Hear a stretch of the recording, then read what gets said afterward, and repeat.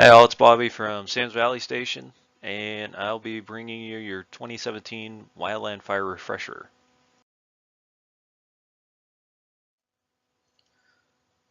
So I thought we'd open up with a review of fire season 2016. So I found a video off the NWCG refresher site that talks about kind of the national level stuff that happened last year. And then I found the end of season statistics chart for ODF. It's for the Southwest District, so this will include Jackson and Josephine County. And then following that, I picked ODS's 4 biggest fires locally to kind of touch on. After that, a couple of videos. First one is smoke, knowing the risk. Kind of compares to the concerns today with the health and safety of structure fire smoke, and this will kind of talk about the wildland smoke side. Video that'll give a overview of the twist fire fatalities from 2015 up in Washington. Stuff that could happen here, the grassy, brushy hillsides that exhibit extreme fire behavior, with an engine crew of 3 that got lost in smoke, drove off the road, got stuck, and unfortunately didn't survive. And then kind of talk about a review of resource typing, I guess, to categorize all the ground resources of dozers, engine crews, and tenders. And something I've been trying to market with the rise of drones kind of getting mixed in with the wildland fire scene, is kind of developing an awareness kind of guide for us on the ground. And wrap up with some anticipated changes for ODF for the coming fire season. And so we'll get started with the NWCG video, fire season review of 2016.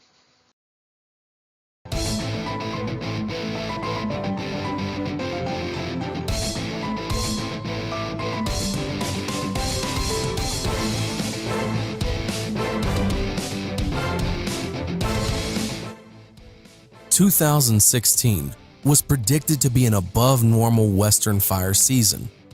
Drought conditions were expected to persist from eastern Washington through Nevada and California, as well as large areas in the Southwest. Due to precipitation deficits and warm temperatures, fuels were primed and ready to burn. But the 2016 predictions fell short.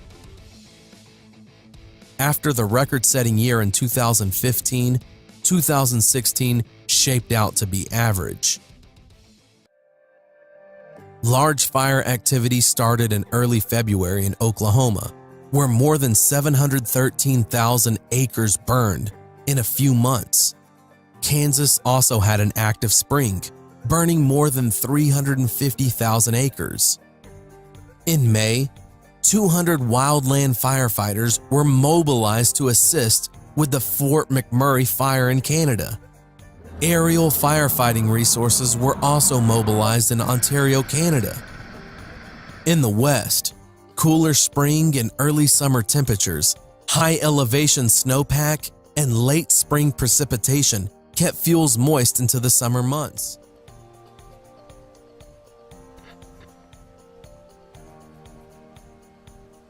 The national preparedness level remained at 1 until June 6th, when it increased to PL2. The National Multi-Agency Coordinating Group increased to PL3 on July 26th, as 6 geographic areas reported large fire activities.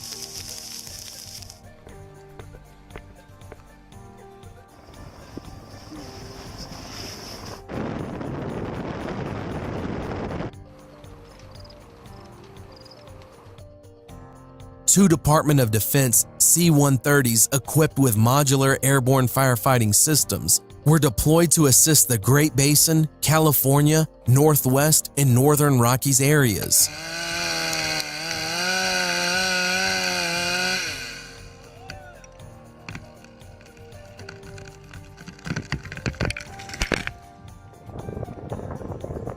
On August 19th, the preparedness level increased to 4. Changing weather conditions caused fire season to quickly wind down, and by September 6th, the preparedness level was decreased to 2.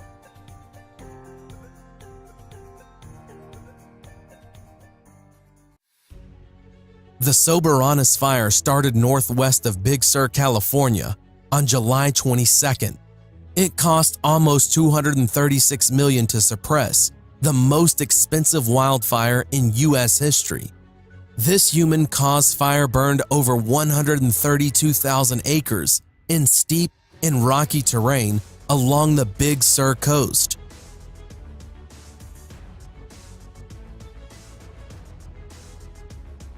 This long-duration fire was finally contained on October 28th.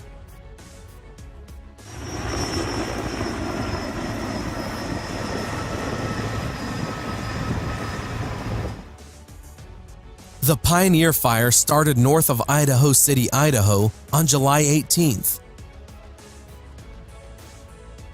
The fire burned over 188,000 acres and was contained at the beginning of November. More than 1,800 firefighters were assigned at the peak of fire activity. Despite the amount of acres burned and multiple evacuation efforts, only 6 structures were lost, compared to the 4,312 nationally.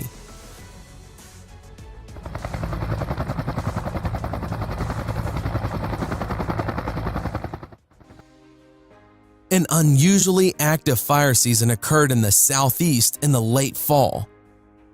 Significant long-term drought and seasonal leaf drop provided heavy and dry fuel conditions to drive these wildfires. Due to the time of year, mobilizing resources was a challenge. Firefighters' assignments were extended and many worked multiple tours in a row. For the entire fire season, the southern area endured over 34,000 fires and burned approximately 1.6 million acres. These numbers resulted in 51% of the nation's fires and 29% of the nation's acres burned. Over 54% of these fires were human-caused.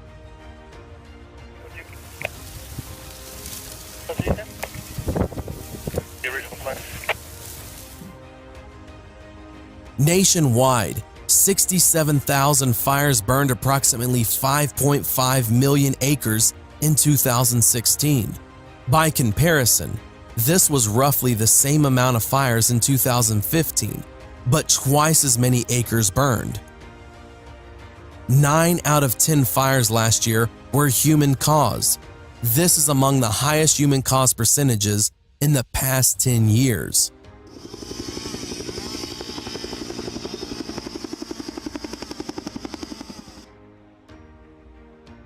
The Wildland Fire Service lost firefighters this year due to hazard trees, vehicle rollovers, medical, and other.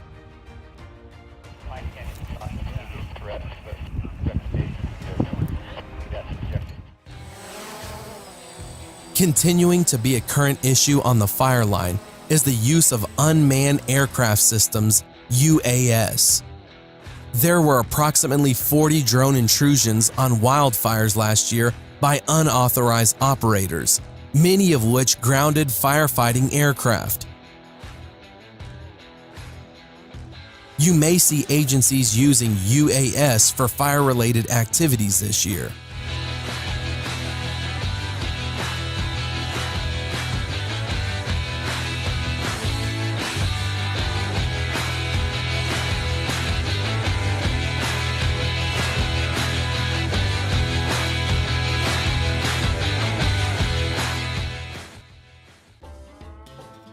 So far in 2017, California and much of the West has experienced heavy snowfall and runoff. It's too early at this point to predict any early fire season outcomes. Look for the latest wildland fire outlooks for current information at the beginning of each month. Have a safe and productive fire season.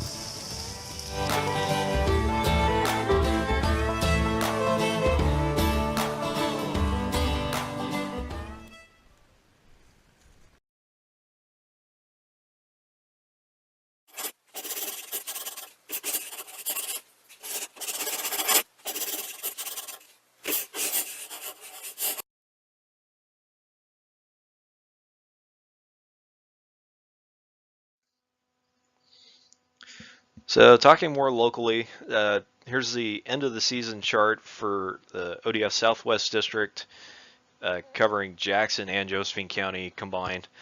They totaled out at 204 fires for last season. It's about 91% of our historical numbers of fires we have. 196 last year were human-caused fires, and then 6 of them were from lightning. And we also had 30 of those 204 from burning. Typically should include the pre-fire season, kind of the transition from burning season to fire season.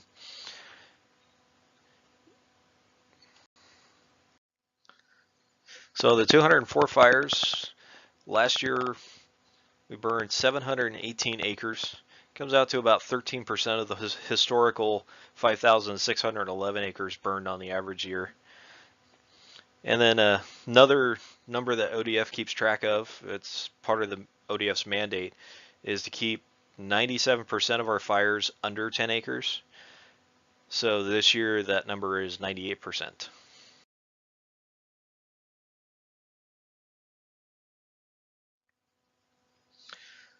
So here's kind of the highlights from last fire season. So had the Cleveland Ridge Fire up off the West Fork Trail Creek. Closed out about 530 acres, cost about $2.2 million in suppression costs, and was determined to be caused by fireworks. And then we also had the Rocky Road Fire up off 227.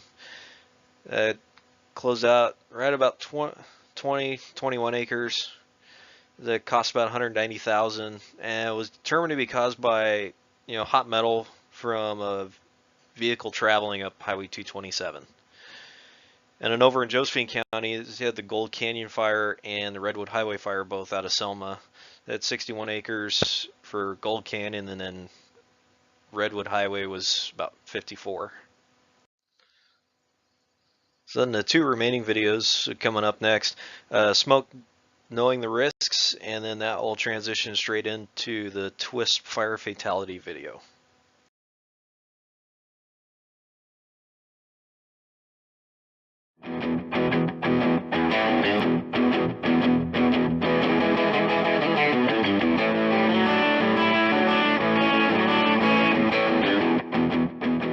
Where there is smoke, there is fire. We chase it, we breathe it, and sometimes we choke on it. We all must deal with it. It is a constant in the firefighting environment, and knowing something about smoke is necessary to making sound decisions about how we allow it to affect us. Smoke impacts our physiological and mental well-being, and that impacts how well we are able to make risk management decisions.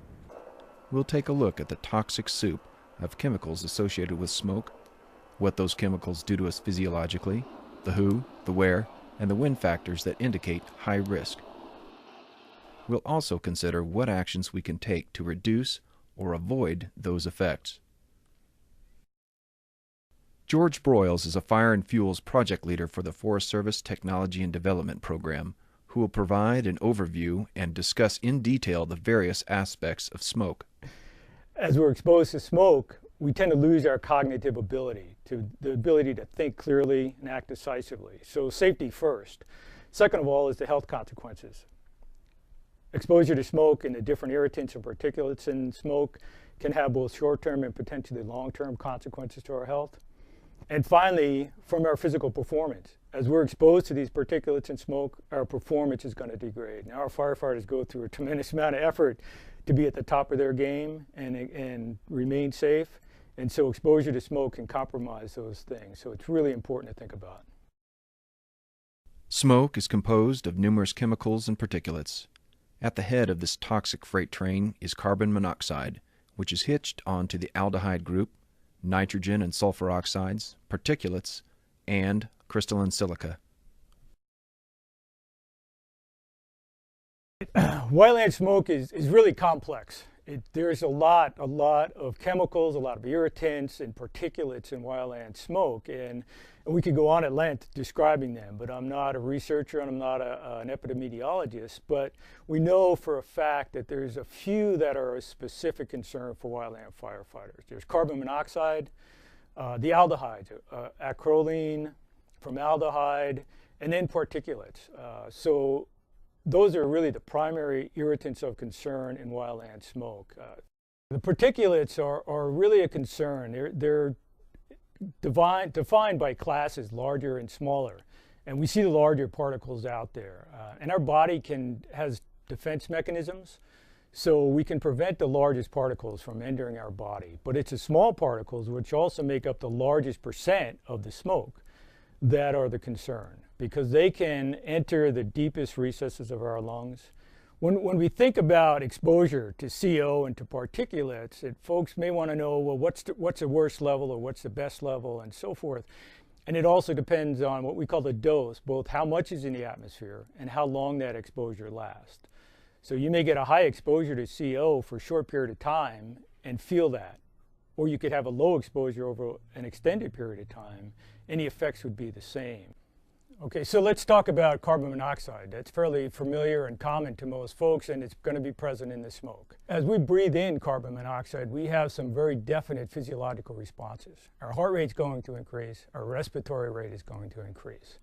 And so that carbon monoxide comes into our bloodstream and displaces the oxygen. So we have less oxygen available to our brain. Okay, we need oxygen in order to think clearly. Okay, we need oxygen in order to perform at our best. If our muscles and our brains are not getting oxygen, we're not going to be able to work and think at our best. In addition to that, your chemicals will cause headaches, eye irritation. The particulates are going to cause respiratory distress. So all of those different reactions start to take place in your body at the same time as you're exposed to them. Carbon monoxide concentration is measured in parts per million. On average, at certain concentrations, there are signs and symptoms you may feel. At 70 parts per million, you might feel a shortness of breath on vigorous exertion and a tightness around the forehead. At 120 parts per million, you might feel shortness of breath with moderate exertion and a headache with throbbing temples. At 220 parts per million, you might feel irritable, easily fatigued, have diminished judgment, dizziness, and dimmed vision. At 350 to 520 parts per million, you could experience confusion, collapse, and fainting on exertion. At 800 to 1200 parts per million, unconsciousness, convulsion, and respiratory failure may happen, with death following if exposure is prolonged. The good news is that getting into clean air will immediately start to combat these effects. Carbon monoxide levels in the blood can be halved with 4 to 6 hours of recovery time in clean air. George will discuss the short and long-term effects of smoke exposure and some of the telltale signs you may experience. Sure. Short-term effects from multiple exposure incidents across a season. Certainly, if you're breathing a lot of particulates, it's going to continue to irritate your respiratory system, your throat, your nose, and your lungs, right? So that's going to make you more susceptible to coughs, to colds, to fatigue, and potentially bronchitis. You know, what we always call camp crud. And there may be other factors involved, certainly, but smoke exposure could be one of those contributing factors to bronchitis and those types of ailments. So, yeah, long-term health consequences, that's an issue that's still under study, really, and we have suspicions because of work that's been done, again, with air pollution, with smokers in some third world countries, that folks that are exposed to smoke. But nothing definitive is out there right now, and that is something that we're working very hard at. We know what the effects of smoke exposure are to a certain level and what symptoms to look for. But smoke isn't the only thing we deal with out there. Consider what you know about the effects of dehydration, heat stress and heat-related illness, fatigue, stress, and distractions. What are the effects of all these factors piled on top of each other? Do they exhibit synergistic effects when combined? Nobody really knows, so it is important to do everything possible to minimize each one to keep at the top of our game. Our mental state is impacted by smoke exposure, and so safety, risk management, and being able to follow the fire orders are also impacted. Yeah, I really believe that there's a direct connection between exposure to smoke and how our ability to adhere to the fire orders can be impacted. And if we look at those fire orders, right, we need to think clearly and act decisively. So under potentially heavy exposures or a long-term exposure, it's going to be just more difficult to do that. Exposure to carbon monoxide and some of these other chemicals is going to affect and impact the way we can think and how well we're really thinking about what's going on and what we're doing. And so throughout the course of a shift, we're constantly going through this risk management process. And we're assuming that we're thinking clearly when we're doing that. But if our brain is being deprived of oxygen and we're making risk management decisions, we may not even know that they're faulty decisions because we're not thinking as clearly as we think we ought to be. There are times and places that exposure to smoke is more prevalent than others. Mop-up, direct line construction, and holding the top three. We'll also consider the effects of smoke on the camp and ICP, and the negative effects of having the senior leadership of the team exposed to the effects of smoke. We have a top three list of those times where our firefighters exceed safe exposure levels that are put out by OSHA and by NIOSH. So the top three, the first is going to be mop-up. When they're mopping up, we know that there's a high potential to exceed safe exposure levels. The other is direct hand line construction. And then when they're holding, both on prescribed fires and on wildland fires. Those are the three top times that we find folks getting exposed and exceeding safe levels. All right, let's talk about camps, right? There's a lot of work that goes on. Those folks work under stressful conditions. They work real long hours too, and they're making some very, very important decisions. Sometimes we need to make sure that the camp is located where there's clean air or provide clean air for those folks. Because whether it's low levels of CO, other chemicals, or certainly the particulates under an aversion, it has the ability to impair their thinking process. There are some things we can do to reduce the effects of smoke exposure. There is also a simple way to assess your exposure. The good news, because we've talked about things that can happen when you're exposed to smoke, the good news is that there's a lot we can do about it. There's a lot of simple steps that we can take to reduce our exposure. So let's talk about mop-up, right? We know that this is a time where folks get overexposed to CO, to particulate matter, even to crystalline silica as we start digging up that soil. What I like to tell folks is there's no rewards for doing excessive mop-up. We want to make sure that we're following those mop-up guidelines, and we don't need to exceed them. All we really need to do is keep that fire in check. So there's no rewards, and there's no rewards for going further in and chasing smokes and stumps way down that line there. If you're using water, use a light spray and let that soak in a little bit so that you don't disturb all that particles, all that dust, and start kicking it up with a heavy spray. So holding is another time again where we see high exposures, and folks sometimes exceed those safe exposures. It's a job that has to be done. We have to do it. But we need to think again about this. We certainly rotate folks out, our lighters and holders. Do we need to stand right on the line? A lot of times we don't. Sometimes folks are standing right on that line in the heaviest smoke, and they can't see what they're supposed to be looking at anyway. So you might be able to move a little distance away, get in some cleaner air. You'll be able to see a little bit better, and you'll still be able to react when you need to. Again, folks that are operating equipment, pumps and engines, try to move at a distance from them whenever you can. Don't park your vehicles, don't put your pumps, if you can, right where the smoke is at. Try to separate those two sources as much as possible. Direct hand line, that's tough because we've got to get out there, right? We want to put that line in. So it's a little more difficult, but sometimes those folks at the front of those lines that are pounding that line in there may need to come back and go to the tail end of that line. Okay, or sometimes if you can just kick back just for a minute, let that wind shift so that smoke is moving back into the fire instead of right back across the line. Sometimes it means giving up a little bit of ground. If we know that we're going to be in there for a long time and our folks are going to get hammered, we may just need to be prepared to give up a little bit of line. So how can you monitor? How can you know that the levels aren't safe? Well, I really believe the best way to do that is to listen to your body. When your eyes start to tear up, when your throat is getting scratchy, when it's more difficult to breathe, your body's giving you a very clear message that there's too much smoke in the atmosphere. That's your body trying to protect itself. As I mentioned, your body has mechanisms to prevent those large particulates, but those small particulates that are irritating your throat and are getting into your lungs, your body's saying, hey, we need to think and do something different here. So when that starts to happen, take a step back, reevaluate the situation. As with all things that degrade our safety, if you see something, say something. You just may see something that those around you do not. Smoke adversely affects our mental and physiological well-being. This has a direct bearing on our ability to adhere to the fire orders, to being safe, and preserving the integrity of the risk management process. One of the problems of combating this is that once you are impaired, you are unable to judge the level of your own impairment. So look out for each other and be aware of the effects.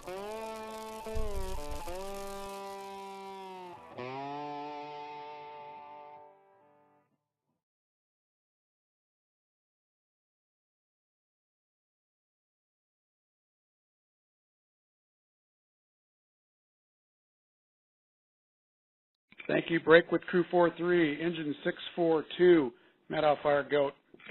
Engine 642, go ahead. We'll make some official calls on the phone, but if you could contact your division direct, if you're able to disengage from Black Cannon, priority IA, let's get you rolling to Twist River Road, Elbow Coulee Junction. If we could get Force 851 en route as well to help with evacuations in front of the fire. I copy that. And, yeah, Wenatchee, I got a list of air resources en route. Air Attack 84 Lima, I just wanted to make sure that you are aware of the switch of frequency to the DNR in Okanagan, and I have that frequency if you're ready to copy. We're sending all the folks over Buttermilk and down Libby at this point in time. Be advised, the wind has shifted and now the fire is moving over Elbow Coulee towards the east-northeast direction. There has been an interest on the Twist River fire on the east. That was broken. Just to confirm, there has been an entrapment on incident 721. It's being coordinated through the DNR Okanagan. Did you say that you needed to order life flight, or it's been ordered already? All life flight and satellite services have been requested through.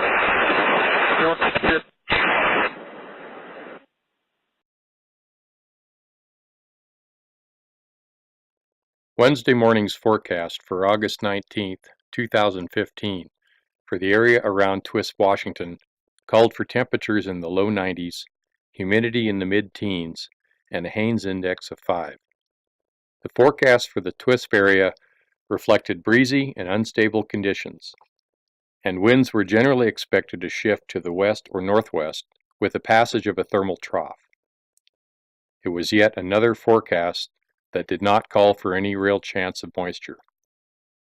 The grasses in the Twist River Valley showed the bleach blonde look of severe drought. The sage and brush were the distinct dark green that borders on brown and was going to be another hot August day. The colors of late summer had returned to the Methow Valley and the hills that make up the lower end of the Twist River drainage. 10 miles south of the North Cascades Highway, the upper end of the Twist River flows out of Twist Lake, nestled among peaks 25 miles west and 6,000 feet above the town of Twist. About a quarter of the way up the drainage from Twist lies Woods Canyon Road. The narrow road winds its way less than a mile up a draw on the north side of the Twist River. The grass of the broader Twist Valley transitions to timber near Woods Canyon, and houses are interspersed throughout the ponderosa pines and bitterbrush, which was equally dark green in the historic dry spell for the area. Unlike the easily discernible grass to timber transition, the houses in Woods Canyon sit inside an invisible, overlapping interagency fire and emergency service response area. It is a location in north central Washington that's covered by 3 dispatch centers, one for federal lands, one for state and private lands, and the local 911 dispatch center. Areas of overlapping or intermixed jurisdiction like Woods Canyon are not uncommon across the West, given proximity of private, state, and federal lands. Incident responders in these areas of wildland-urban interface generally understand that this can delay or complicate radio communication and increase complexity during incident management. It is against this backdrop of terrain, weather, fuels, jurisdictional boundaries, and houses that the smoke report was called in to the Okanogan County Sheriff's Department at 12:23 p.m. Over the next 10 to 15 minutes, multiple responders ordered engines, water tenders, crews, dozers, helicopters, retardant planes, and a supervisory aircraft called Air Attack through their respective dispatch procedures.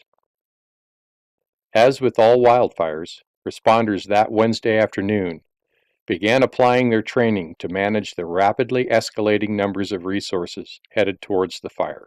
First on scene, the local fire chief assumed command of the fire.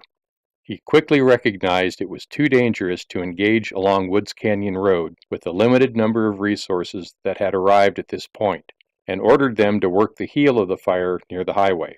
The chief then drove up Woods Canyon Road to evacuate residents. Within the hour, the fire chief was joined on the fire by Forest Service and Washington DNR personnel and established a unified command structure.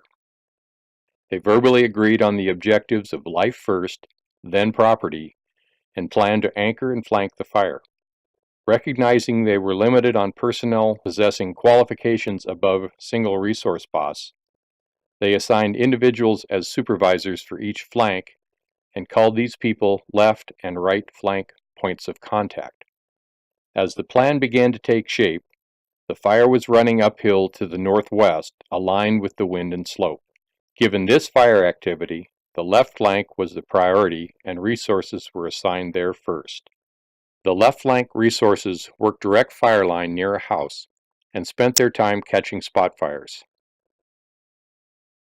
The left flank point of contact worked buckets and coordinated structure protection. On the right flank, resources conducted a small briefing as they watched the backing fire from a driveway a short distance from the staging area up Woods Canyon Road. They decided they would be their own lookouts, assigned a tactical frequency to use for communication, and identified an escape route and safety zone down the road to the staging area near the highway. Some of the crew members had come from another fire, and they remembered the briefing there included a weather forecast about a predicted wind shift. Direct line with heavy equipment was assessed on the right flank, and a small group of 3 worked the dozer higher up Woods Canyon. As with many complex initial attack fires, information was lost due to the emerging complexity of the incident. The dozer group's movements up Woods Canyon was not clear to all firefighters involved. While the dozer pushed line where it could, crew members of Engine 642 worked the fire edge and spots near a house towards the mouth of Woods Canyon. Their lead was scouting and identifying places for the helicopter to drop water. This map illustrates the general location of resources across the fire around 1430. From a firefighter's perspective, it illustrates a normal response to any wildland-urban interface fire across the West in similar conditions. The responders on TWISP sized up the fire, ordered resources based on their expectation of an active fire, evacuated public, addressed lookouts, communications, escape routes, and safety zones, then communicated and engaged in implementing the plan. Later, they reacted to the emerging fire by adapting the plan as conditions changed. At 14:45, air attack became visible overhead on the left flank. The smoke column was shifting. Shortly after, on the right flank, the wind moved from the southeast to the southwest and felt a bit stronger. The fire's direction of spread changed and moved towards the right flank structures. It was described later as ripping or spreading rapidly, and some had never seen fire move like it did that day through the brush along Woods Canyon Road. The right flank point of contact told all resources on the east flank to head to their safety zone. He noticed engine 642 driving up the road towards him, whistled at them, and directed them to head down the road towards the safety zone. 642 turned around in place and was the first engine to head down. The fire's sound was described like a TV tuned to static and turned full blast. 2 more engines followed engine 642 down the road, and their crews could not hear anything as they drove. They saw a tree explode with fire, and day turned to night as the fire reduced their visibility to near zero. All they could see was a red glow and smoke as they drove through several waves of fire to get down the road. Their steering wheels were hot to the touch, and they wondered whether their windows were going to explode as they focused on keeping the left wheels in the ditch to help guide them on their way down. The 3-person dozer group took refuge from the heat in a garage, while another engine tried to protect the dozer and garage using their bumper-mounted water turret from inside the cab. When everything was on fire and the only thing they could see were the skeletons of the trees burning, the engine crew saw a small opening in the fire and started driving out. Little by little, they drove through what they described as a barrel of fire down Woods Canyon Road. As metal started to fall from the roof and windows began to break, the 3 firefighters from the dozer group left the garage and ran by the burning house to the road to deploy under 2 fire shelters. When they looked back, they saw the house and garage were engulfed in flames. The 3 remained here through several retardant drops. Eventually, drivers were able to reach them. Near the bottom of Woods Canyon, a firefighter ran down the road yelling for help. He was badly burned. He was the only survivor from engine 642. The engine had gone off the road in Woods Canyon. 642 never made it to the safety zone.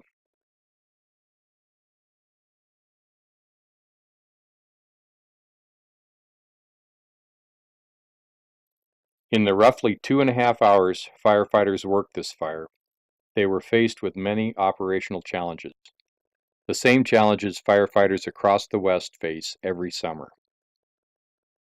It is clear that the firefighters had good intentions and placed safety as a high priority. They drew from their training and past experiences to make the best decisions they could. But this story still ends in tragedy. The question now becomes why. It's a question that leads to many more questions. How do we build a learning culture? In what ways and to what extent are the conditions we observed at Twist River common to firefighting operations? Do they represent normal work? How do we prepare to respond to sudden changes that can take place during a fire? How do we recognize, make sense of, and communicate those sudden changes? How do we fight fires differently if there are structures in the area? Should we as an organization and a nation reconsider our tactics in the wildland-urban interface? When should we go from life and property to life then property? Whether you are a wildland or structure firefighter, dispatcher, agency administrator, or member of the public, this story involves you. In this ongoing story, you must resist the urge to think that this could not happen to you. You must not allow yourself to become tone deaf to the indicators of a severe fire season. You must discover the complexity of the system that drives events on all of our wildland fires. You must help weigh the risk to firefighters' lives against the risk of losing a home. Each summer, smoke will continue to appear on the horizon. You must not forget this fire. the memory of those who died, or the stories and lessons from those who survived it. Like the uncertainty involved in suppressing any wildland fire, there is no certain mechanism that will trigger this cultural learning. In order to understand this incident from many perspectives, gain a deeper knowledge of this fire, and participate in continued learning from this tragic event, we invite you to join us at the following website.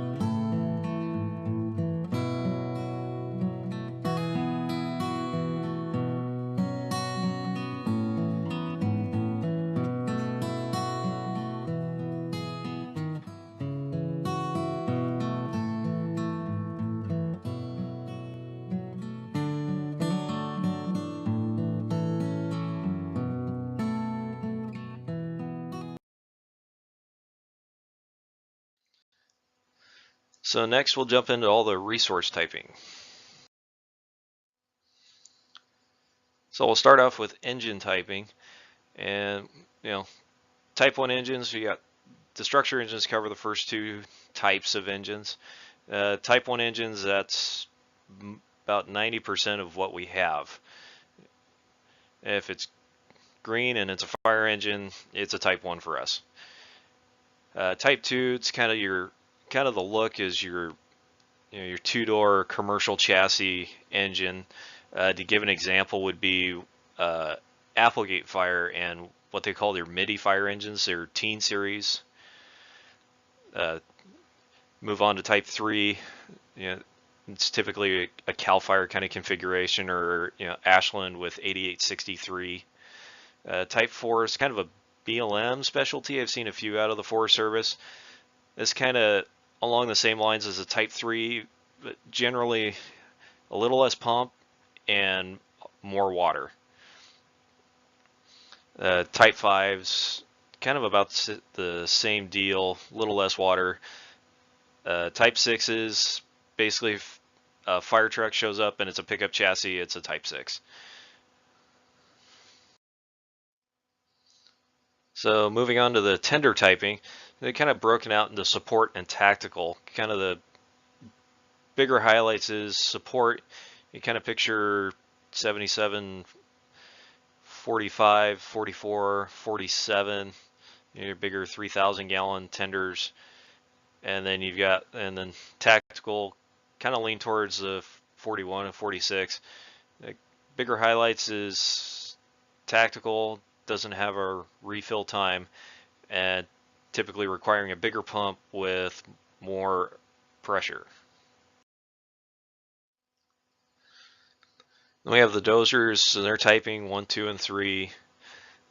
They're typed out by horsepower. Most of what you'll see locally is a type 2, just kind of that medium size, can get through terrain pretty easy. That's also what ODF has is type 2s.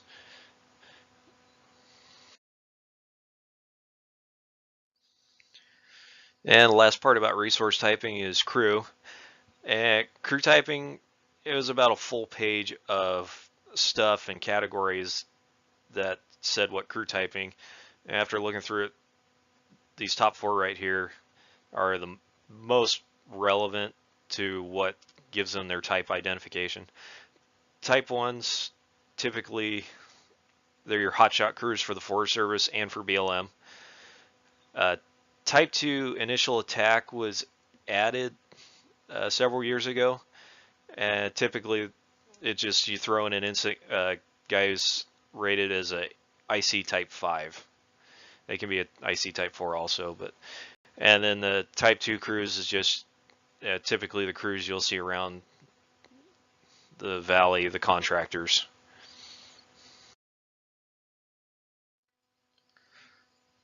So that wraps up resource typing, and we'll go ahead and get started with drone awareness. So with drone activities, here's section A out of the district UAS policy. So this is authorized activities for drone stuff, and we'll touch on unauthorized here in a minute. But point 1 and 2 are kind of the highlights for this. No district operations are authorized in the vicinity of manned aircraft. Manned aircraft always have the right of way and must be avoided at all times. And then in the event of aircraft activation to an incident, drone operations must be terminated immediately upon notification. So before everything gets in the area of manned aircraft, the drone needs to be on the ground and shut down. And then with unauthorized, we also have a risk of unauthorized drone use around our fires. And just to catch everybody up, if wildland aircraft see a drone, they're leaving. They won't even wait for permission, they're leaving. So it's important that for those of us on the ground, if you're not sure that a drone is supposed to be on the fire, report it to your supervisor or the IC so they can get that sorted out, and we can get either law enforcement notified or we'll get clarified on if a drone is supposed to be on the fire or not. And the last section for you, talk about some of the updates that are anticipated for ODF in the coming fire season. So for the initial TAC resources or the response resources, you might see some newer trucks in places, but really the amount of resources hasn't changed. We're still gonna have 11 engines out in the field. We're gonna have the 3,000 gallon tender that you've seen around last year, the dozer, the hand crew, a couple of tenders that we have in reserve, a couple of reserve engines, and a couple of pickups that we can put some slip-in tank and pump sets in if we need them.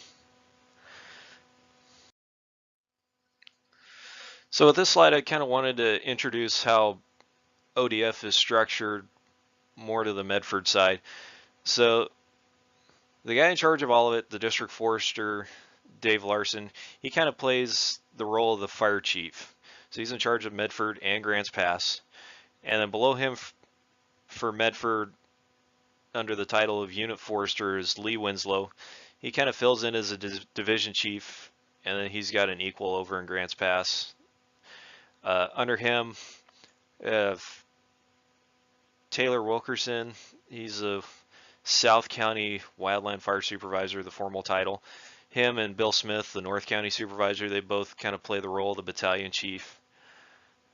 And then the permanent forest officer, Herb Johnson, it does a lot of firewise and fire prevention all year. He also helps back up Bill Smith and Taylor Wilkerson when they need help. And then our investigator, Jesse Blair, he's a Type 2 qualified wildland investigator. So kind of the fires, once they start getting bigger than initial attack, he's going to be involved. Or if the cause is kind of complicated, he'll also get involved. Engine numbering kind of used to play out convenient. A long time ago, they used to be either 200 gallons or 500 gallons. Through the years, we've changed out. Now we're up to anything on a pickup chassis is 400 gallons, and then we've got the one 523 is it's a Type 5 engine. It's about 650 gallons. All our tenders are a 900 series number. Dozer in Medford is 417, and then most of the time in our talks with the Dozer, we usually contact the Swamper, who's 118. And of course, 319 is our 10-person hand crew.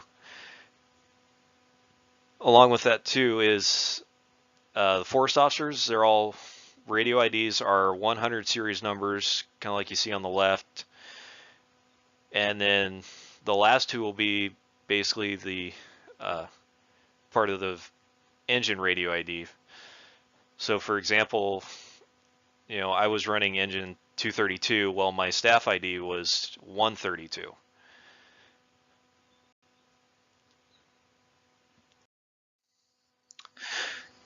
And then talking about the big changes coming to ODF for this year is in the lookouts. Soda Mountain will be the only staffed lookout that Medford will have. Round Top and White Point lookouts, they're going to get fire detection cameras installed, and then those detection cameras are going to be monitored from our dispatch center and fire detection center in Medford. And then also the cameras that have already been installed at the Talbox lookout and over in Grants Pass are also going to be monitored at the fire detection center at Medford ODF's dispatch.